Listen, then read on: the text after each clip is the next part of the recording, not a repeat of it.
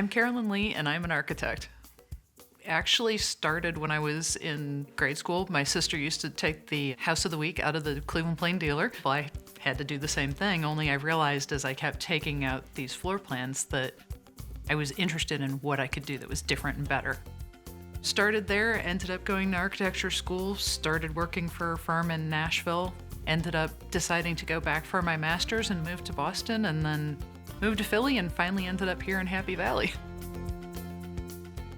To be an architect, you need an accredited degree from the NAAB, and then you have a couple of years of experience working under a registered architect that you need to complete. So coming out of school, most people are going to go work for a firm.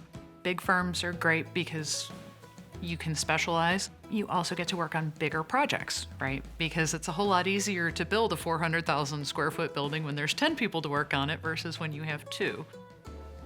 The smaller firms are great because you get a whole lot more responsibility. You get to touch everything because there's so few people.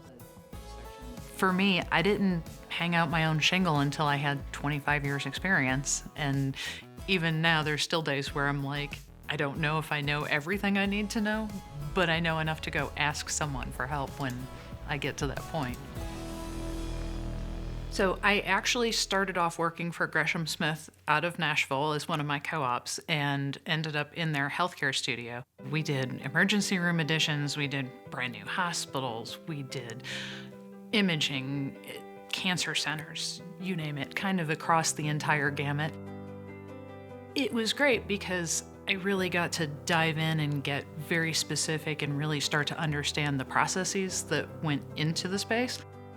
It's hard to design an OR without understanding what the surgeon, the nurses, and all of the staff have to go through. Plus, how do you flow the patient in and make sure that you don't get cross-contamination and infections and things like that.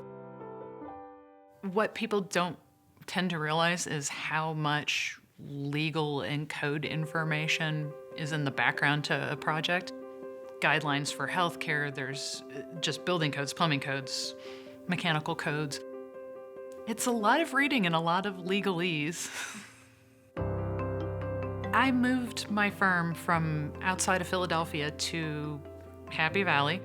One of the things that I was considering was the fact that I would be able to hire Penn State students to do drafting work for me. Good for me, good for them. They get experience towards their intern experience program. It works out for the client because then they're still getting the work at a better value. So this is just using the existing ramp we come in. The biggest rewards for me is seeing people actually in the space, seeing them able to use it and knowing that it's made a difference in their lives, especially with healthcare work, being able to see where someone can now get treatment where they couldn't because there just wasn't the facility for it.